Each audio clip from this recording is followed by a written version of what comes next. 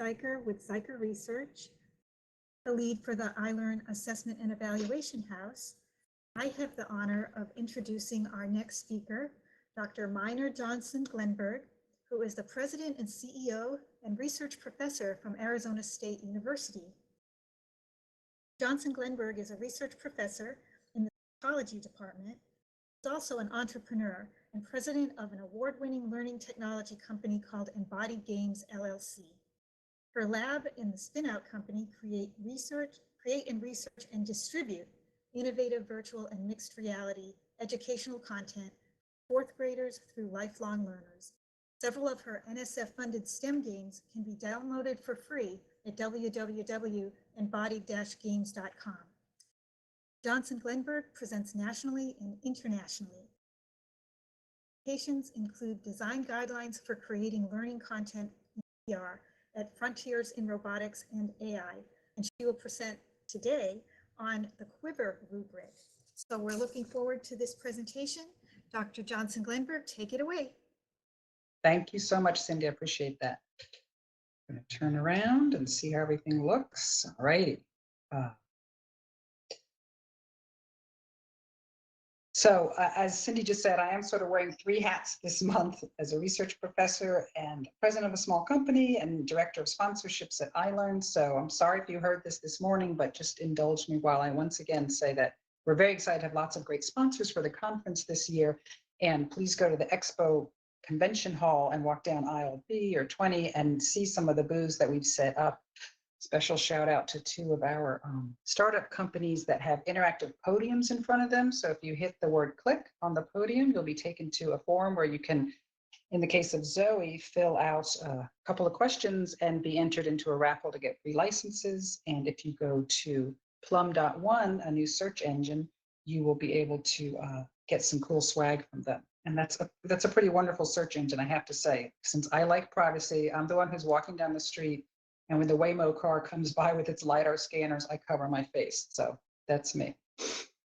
Today, I would like to talk to you about QUIVRR, Quality of Education in Virtual Reality rubric that was designed in my lab. And it's going to appear as a chapter in an upcoming book called Movement Matters, How Embodied Cognition Informs Teaching and Learning. I think that's coming out in a couple of months.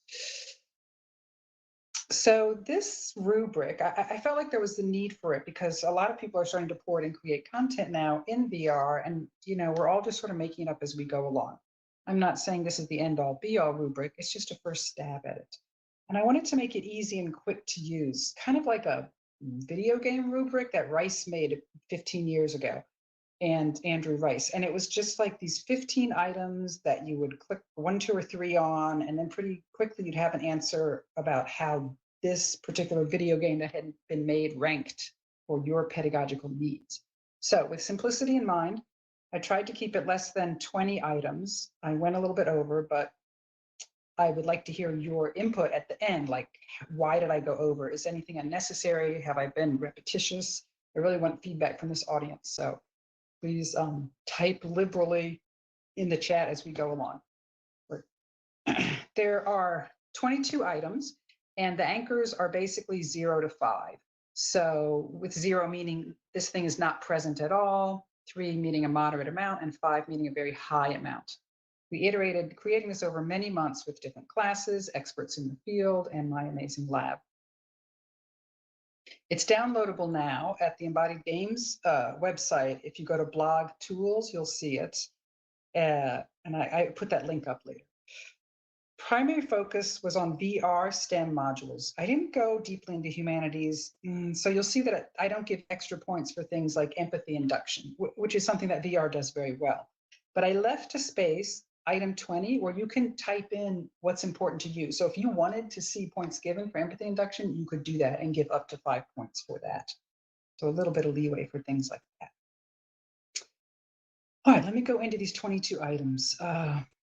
You can either wait till the end or type things out or shout out. I know we were given an hour. I doubt we'll go that far. Again, I'd like to hear good, the bad, the ugly, and the missing from this thing, because I'm going to keep iterating on it. Make it useful to teachers and also to designers, because when VR designers know what the teachers are looking for, then everyone's happier and we can work together symbiotically. There's two sections to this rubric. The first section is called pedagogy/content, and the second section deals with the mechanics of the module. And I end with these two bonus items. So you see that it is possible to get 110 points, but I've never seen a module that would ever get 100 points. So that would be unusual. Section A, I'm going through the items now, right? I'm going to go through all 22 of these. The first one is, are clear learning goals stated? Does the module align well with learning objectives that are out there and critical thinking standards? It is amazing how many modules out there, be they 2D or AR or VR, don't state learning goals. So just, did they do that and do it well? They get 4 or 5 points if they did. Number 2, suited to immersive VR. Is the content enhanced by being in VR? Does it really help increase presence? And so this is something that requires a little bit of thought. I have an article out called The 2 Profound Affordances of VR for Learning. Actually, the article is called Immersive VR in Education, Embodied Design Principles that Include Gesture and Hand Controls. But in that article, I posit that there are 2 profound affordances that you should be looking for in any educational module.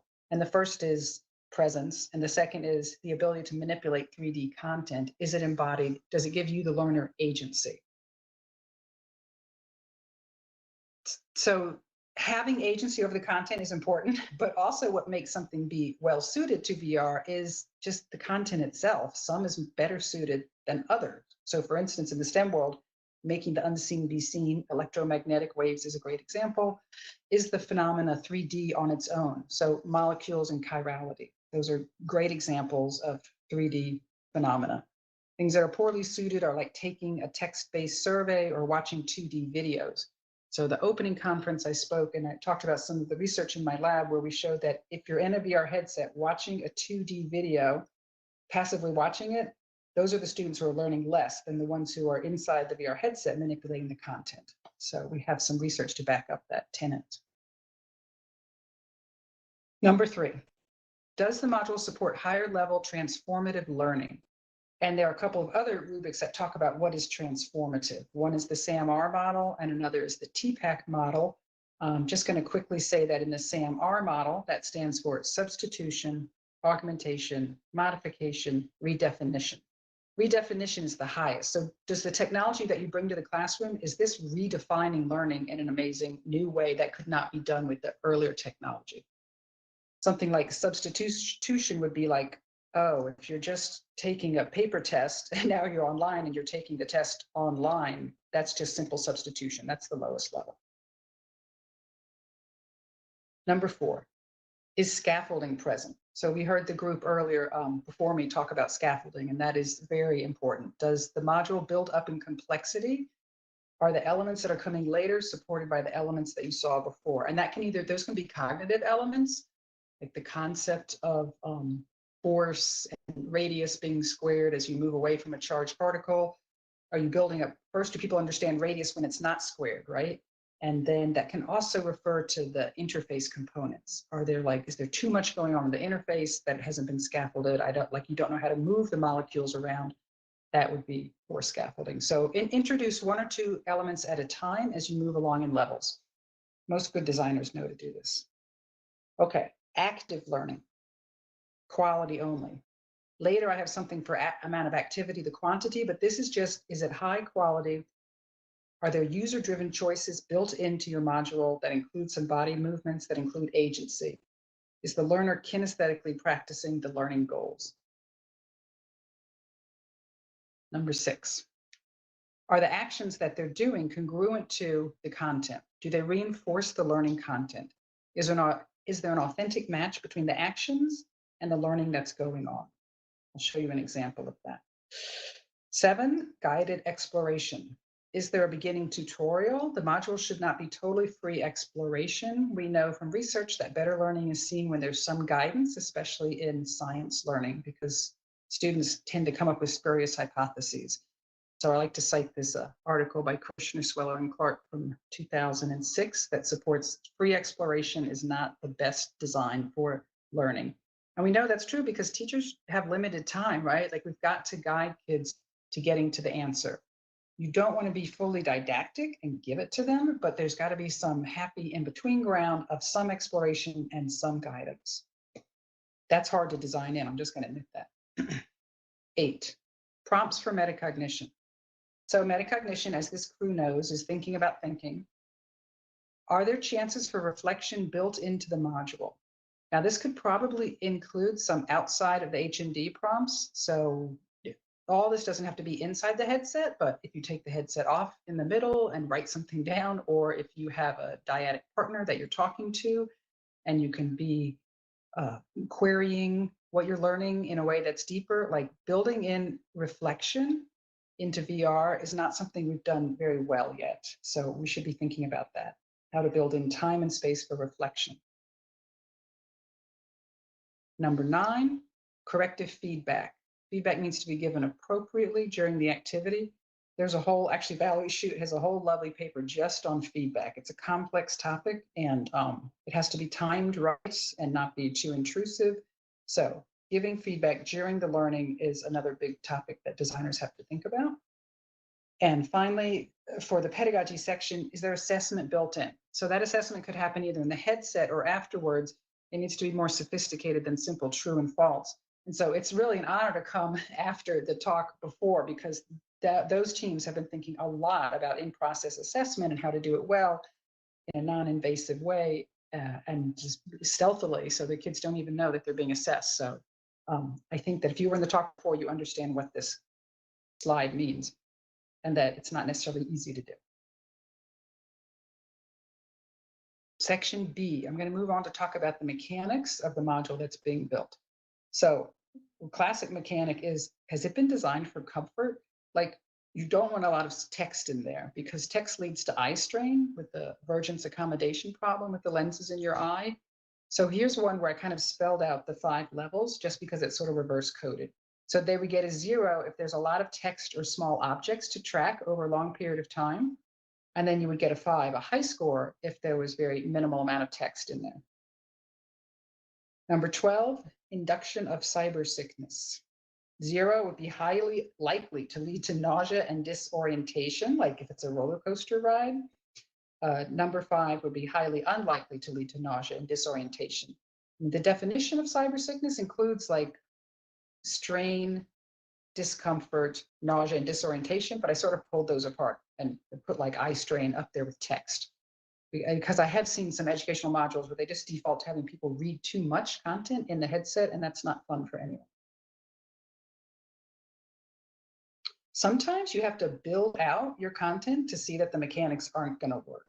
So this is something we're building, the crane game. I call it Craniac. And the great students at ASU have been working really hard on this, and we wanted to have 2 versions of the crane. One is a small tabletop version where you're standing there as a giant manipulating the controls and throttles to pick up crates. And then once you get that, you actually you're teleported up the elevator to the top of the crane where you can work the real life-size controls. But the problem with doing the toy one, the tabletop version, was that the physics in Unity don't work well in that tiny arena. So if you're trying to make these tiny little imaginative, 2-inch by 2-inch crates stack on top of each other, it's not going to happen. They would fly all over the space. So we had to learn that the hard way, that making tiny interactions wasn't going to work and didn't feel right. And then again, when you teleport yourself up to the top of the crane to walk across the top of it, which is kind of fun, that's really scary for some people. So some people are never going to take the crane walk somewhere. Mechanics continue. Number 13. Content is interactive and manipulable. So remember I said that before, that I like the learner to be agentic and interact and move things around. But now I'm talking about the quantity. Like, do you have a lot of instances where the person can do that? And so this relates earlier, but it's the quantity one. And I'll show you a quick example of the catch a mimic game. The gesture we created was congruent to the learning, right? So that's good. We made it congruent. And it was engaging, so people liked it. They swung the butterfly net and they caught the butterflies. So here you can see there's like the avatar hand at the bottom holding the net, and you can swing the net and capture the butterflies and you get immediate feedback like, oh, I caught a right one, I caught a wrong one. Students are learning about natural selection here and how the patterns on the wings change over time. They're learning about mimicry. And so in that way, it was really well designed, but it's the same action over and over again. Like you're literally capturing 20 butterflies every level. There's 6 levels. So it's this sort of repetitive 120 times or more, you're swinging this net to capture the butterfly. And while it was fun and amusing the first few levels, I think maybe it got a little tedious after a while, though people didn't complain. But I feel like we should have mixed that up some more, had different size nets or a different action. Maybe they could have run after the butterflies with the jar. Anyway, I'm just saying that I personally would score my game low on the creativity of that. Number 14, avatar creation. So I have 2 items for avatar creation. We put a lot of thought into this. I'm not saying we got it right, so I'd love to hear your feedback. Number 14, there are multiple aspects under user design. So you get to control a lot of things that you build into your avatar. Number 15, the avatar in play. During use of the module, does the movement match your gestures, the user's gestures? Is there ease over the gestures? If the module, so for instance, if the module is all third-person point of view, but the hand controls are really well mapped to what you're doing, maybe that would get a 2. This is a game that we built out over the summer. It sort of kept us sane. It was called COVID Campus Game. And I wouldn't say this was a punt, but we had discussions about how to make the avatars, because we don't want people to spend half an hour making a highly personalized avatar with a mustache and earrings and red pumps. We just wanted them to get in there and play the game. So we took the short route of saying, hey, you got 4 choices here. You're a light or dark person, you're a man or a woman. So pick one and go for it. Mechanics, number 16. Overall interface and ease of use. So this is just interface design, right? And is it easy and intuitive to navigate and get in and do things? Number 17, sound and its quality. Ambisonic, not distracting. Sometimes you can have sound, but it's on a loop and it's not very good. In the COVID campus game, we had no sound in there, and students commented on that. We had them fill out a survey, and a couple of people said, hey, I would have really liked to at least have some environmental sounds in the back. So that's something we know we want to work on. Number 18, haptics, other modalities. So let's try to move beyond just visual and auditory. Let's get some vibrotactics in there when it makes sense to do that. Let's integrate new modalities, and I'm excited to be working on some of that. All right, we're getting towards the end here. Number 19, engagement. Does it hold attention? Is it not too repetitive? This is clearly a very subjective thing for a teacher or a designer to think through, but I think we know when games are not engaging. Overall module quality or other. So here's the place where I let you as the user write in what you want. You could just score quality overall, which is again very subjective, but if there was something that this module does well or poorly that you want to give some weight to, then here's where you write it in. Like if it did a really poor job of dealing with gender and racial biases, then you could ding it for that. If they were actually incredibly creative about their use of low poly artwork, you could write that in. So I think it's nice to have kind of an open-ended thing where you as the user get to weight it with the things that you care about. Now you're at number 20. So you sum that for the subtotal. Could be 100, it probably won't be. And then I really felt like these 2 bonus items had to be in there. They're optional. I think they'll be the norm in several years, but they're not now. And so adaptive. Does the module scale and adjust with the learner's performance? So I think 2 or 3 speakers spoke about that in the last hour. And if you had to ask me, Mina, who's doing this well? I would say, gosh, I only know of 2 places that are doing adaptivity well, and that is actually ETS and probably Val Schutz's lab and Miss Levy's group, because they've thought about adaptivity for 20 years. It's not very widespread now, the good use of adaptivity. So that's why I'm putting it as a bonus item, but maybe in a couple of years, it'll be more common. And then the other one is collaborative. So multiple users in the same synchronous space. We don't have that yet for educational games, but I think that's coming really fast. So this is just a picture I grabbed today of one of my fave little companies out there called Flow, FLOW.GL. And so what they do is they're platform agnostic. They don't care if you're in a Magic Leap or you're in a Quest or if you're just on your smartphone. They're going to put you inside the, via I think WebXR, they're going to put you inside of the data. So on the top left there's 3 users looking at some COVID data. And on the bottom right here, last month, the one of the people who works there, Michael, invited me via Clubhouse to come join about 20 people while he talked about this 3D example of the Texas blackout. So that was really cool to have 20 people in this space at once. I was only looking on my phone, but I was getting a lesson on what went wrong with Texas. So this quiver, 22 items, I've gotten it down to one page. It looks like this. Although if you squint, you can see this is the Portuguese translation that just came in the other day. So I was kind of excited about that. So it's just something you could download and print out. And again, use it as a designer or use it as a teacher who's looking for a product. And if you want to know if this is going to be a good product for your class, you could fill it out and see what the score is. And that's it. I'm going to open it up for any comments, negative or positive. I would love to hear what y'all think.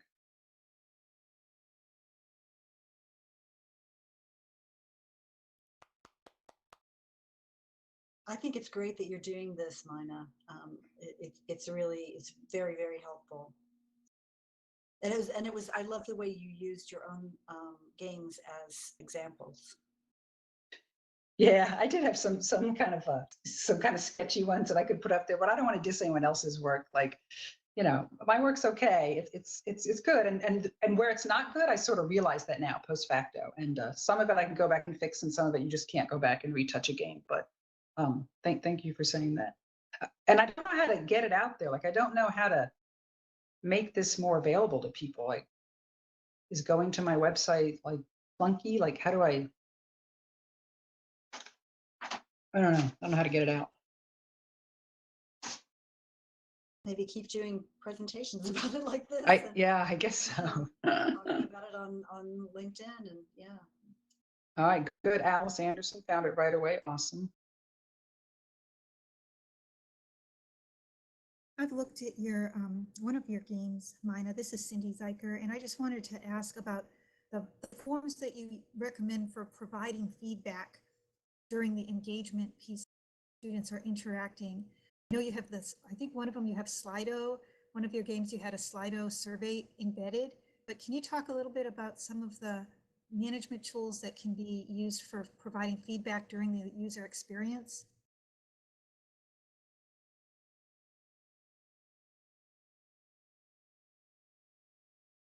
Yes, and I can say that I don't have a lot of places for that. I think that that's a really good idea. I mean, what we do is like a lot of lab experiments. So the students come into our lab space and they're doing it. And sometimes we ask them to do a think aloud, which is a bit unnatural because it takes you away from the gameplay and the immersion. So that's not the best way to do it. But another thing we try to do is build the content in such a way that we know if they understand it or not. Because if they don't understand that a negative particle is going to move away from a positive particle at a certain rate, and I watch them do that. So we watch the game is watching them do that. They're holding their hand up with the connect clicker, so we're getting their body movements, and they're moving their hand away at a very slow rate when it's supposed to start out fast and then get slower. Then the system can know that they don't understand it. So that's the kind of assessments that I like to embed in real time into the games I make. And I guess if we had the time and money to do adaptivity in there, then when we see this person's not moving their body in the right way, they don't understand Coulomb's law and how negative particles interact with each other, then I could bring them down a level and take them to a simpler version of the game. They're clearly in a version that's too hard. So that's what I would say about that. Chris asks, accessibility issues in number 20, or does that merit its own points?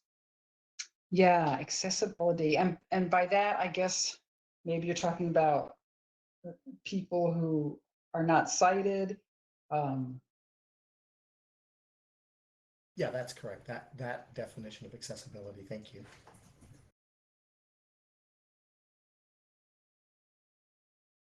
I mean, this is what I came to. This is a kind of a horrible answer. Don't be mad at me, but I mean, if you're going to put on a VR headset and you're not sighted, then there's just so much you're going to miss with the experience that I think you would have to design a game just for that. You would have to design a game with lots of vibrotactile feedback and lots of audio to make that really meaningful for those people. And And in that way, then it would be a space that you would write in and you would say, oh, this game is excellent for accessibility issues and give it a 5 there. But I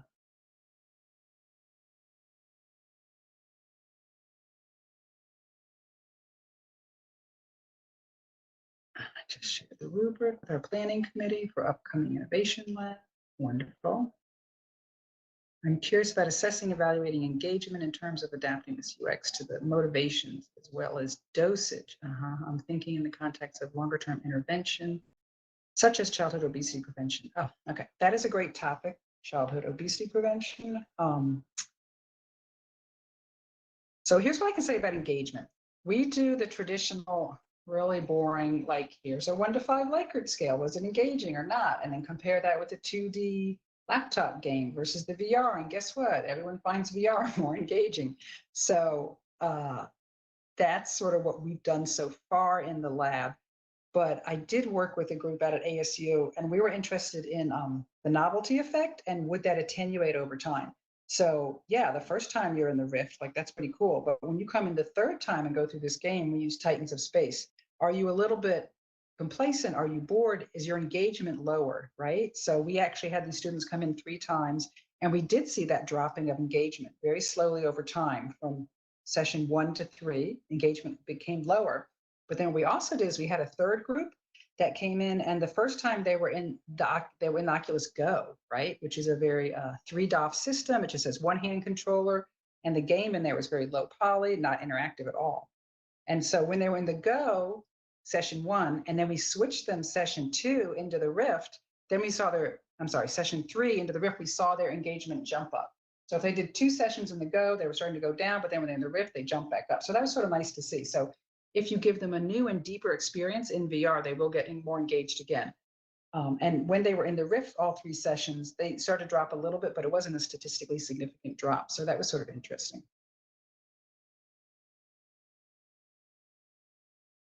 What would be, Seo Sun Wang, what would be your question that you would ask your dependent variable in your obesity game? Intervention, rather. Mine, I'm thinking about your question. I'll come back to that. Okay, cool. Chris, there are standards emerging in the accessibility space. Some reasonable approaches. Okay, I'm going to look at that. I would like to get into that more, Chris. Thank you. I was wondering if avatar creation could be considered along the dimension of congruence. Oh, interesting.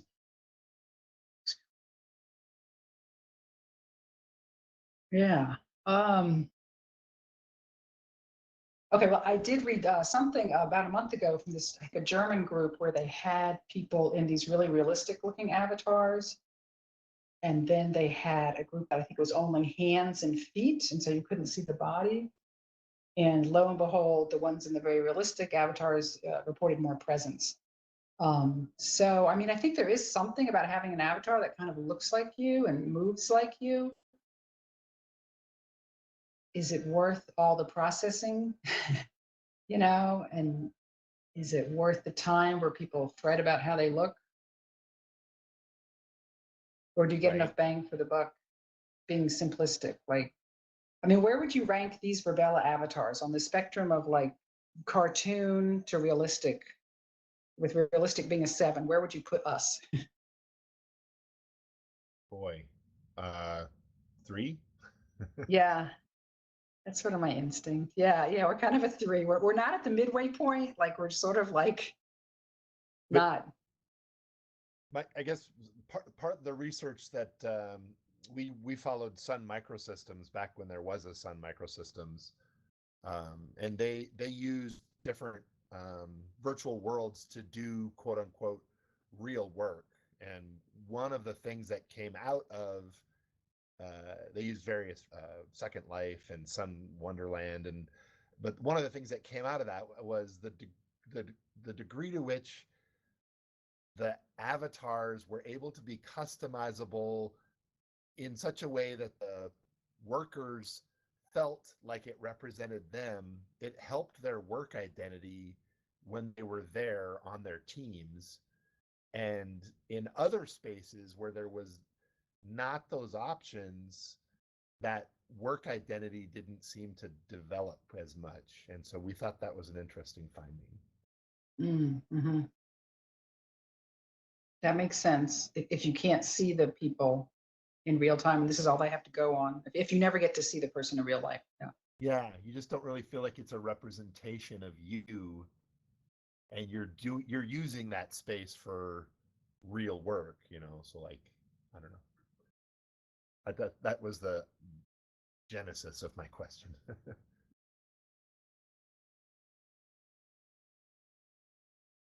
In terms of a user engagement, our focus group tells us it's not the frequency, but the depths and being motivated to learn more and share with others that engage them the most.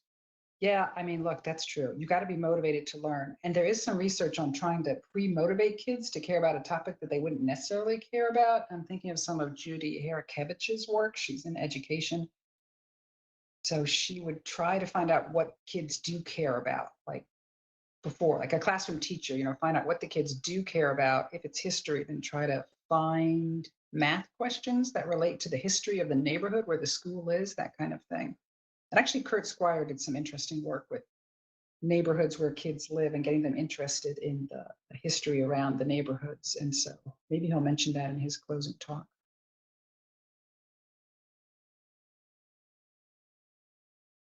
I don't worry a lot about motivation just because I'm so interested in STEM learning, and a lot of kids come at it with low motivation. So I feel like, look, they're not going to, people aren't excited to learn Coulomb's law. They don't come in, like, they don't wake up in the morning and go, great, I'm going to learn about Coulomb's law and electromagnetic fields. That's the rare kid.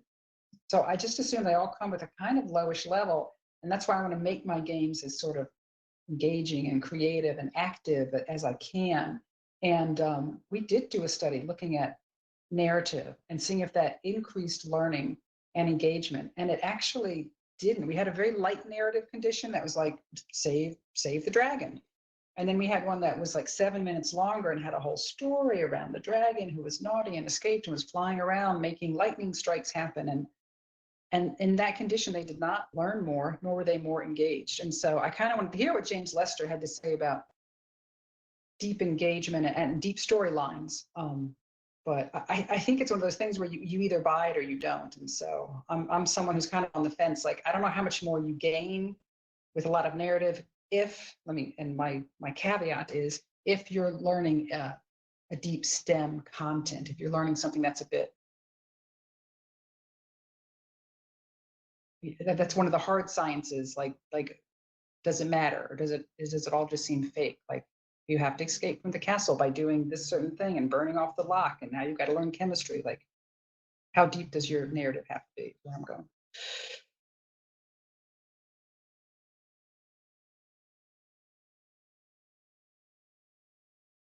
What would a metacognitive prompt look like in an XR experience?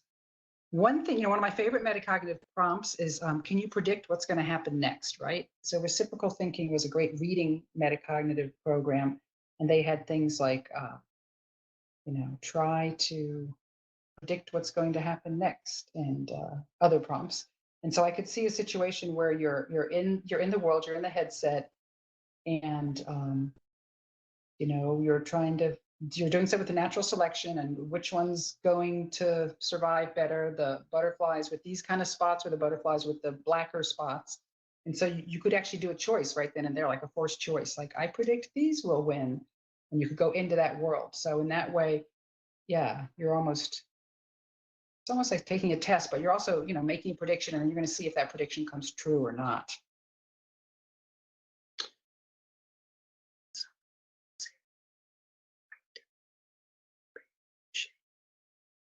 I think narrative is more important in the environmental sciences compared to some of the other STEM disciplines. That's kind of where I'm going to, Al.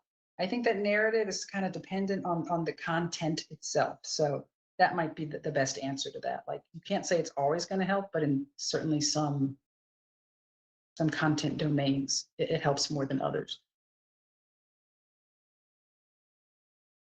Can you over-engage outside the immersive learning experience? The motivation to learn in a real-world setting is diminished by comparison. Outside the immersive learning experience, the motivation to learn. Okay, so Casey, I'm going to ask you, can you tell me sort of what you're getting at there? Yes. Can you hear me? Yes, I can. So I was just thinking they're almost analogous to a drug addiction where people, can't recreate the high they would experience. I'm wondering if there are studies that are done that show when students go back into the workforce or they go back into the classroom after being highly engaged in a virtual experience, do they experience less motivation than they would have had prior to having the virtual experience? God, that's a really interesting question. I don't have a good answer for that, but I do sometimes worry about, like, there's all these, workforce initiatives now where they're teaching people how to, change the lug nuts on an A-15 airplane.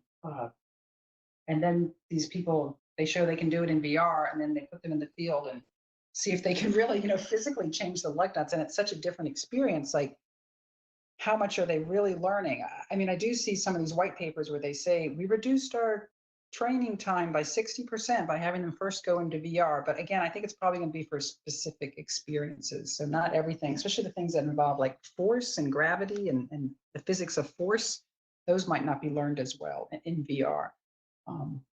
So I don't know that's not touching on what you're getting at about over engaging.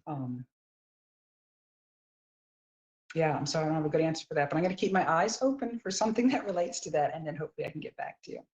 All right, thank you. Yeah. Chris Dede said something that stuck with me for years, that engagement may be considered along a pipeline, from hooking attention to getting people involved in activity, to being motivated to commit to a goal, to persist in doing a thing despite challenges, and finally achieving a long-term goal. That sounds good. That sounds right. So that means you got to follow the person. You got to stick with them and see if they finished it. That's engagement. And so that's the thing that I was referencing about Kurt Squire. Like, he had this group of kids go out and learn about algae in the lake, I believe it was. And then one kid got so excited that he or she wrote a letter to the mayor, about the algae in the lake. And now that's engagement, right? That's learning. That's a kid who was changed by the module that you made. That's kind of great assessment right there. Your kid writes a letter to the mayor. I have a question. Xinfeng says, I have a question on how avatar feeds into congruence, which then affects learning performance. If a player builds an avatar that has stereotypically smart-looking features and the player imagines the avatar to be super smart, would the player be more confident in problem solving and potentially perform better? Well, I'm glad you asked that, because Mel Slater wrote a paper with his students where they had people take on the avatar of Einstein.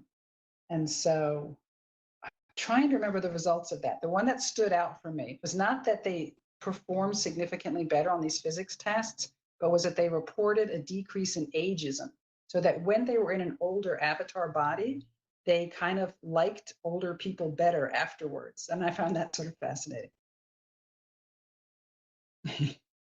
I know, is the crying thing like happy or like sad? Like, I never know the crying emoji. Oh, the Proteus effect. That would be a good one to read too. Absolutely. Nikki. If you have a tall avatar, you stand up straighter. If you have a skinny one, you may actually lose weight. All right.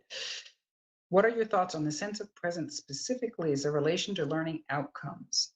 These things are correlated, presence and engagement. And so, I mean, I think what we saw in our study was something like 0.81. So that's pretty big, right? Presence, the feeling of being there. Is that related to learning outcomes? Yeah, I'm going to say yes. More presence, usually better outcomes, unless you're in a world that's really distressing or distracting. If you're feeling presence and you're uncomfortable, like in the crane game, walking on the crane walk, maybe you're going to forget everything you learned about how the controls work. So you've got to be careful as you design your presence, right? Because people are going to buy into it, and you've got to keep them comfortable.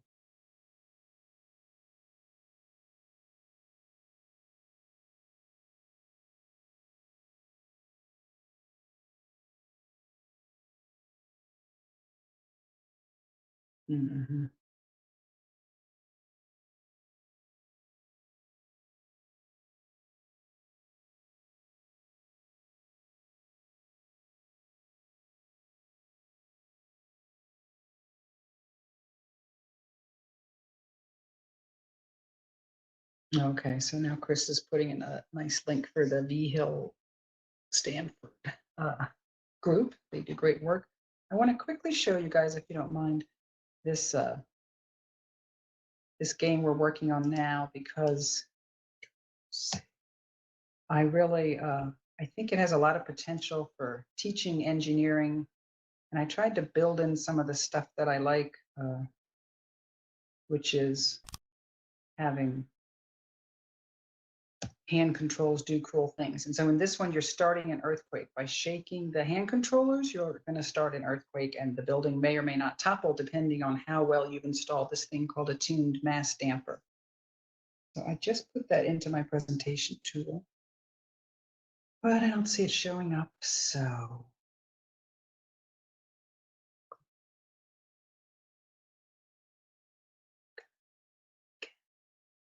fresh.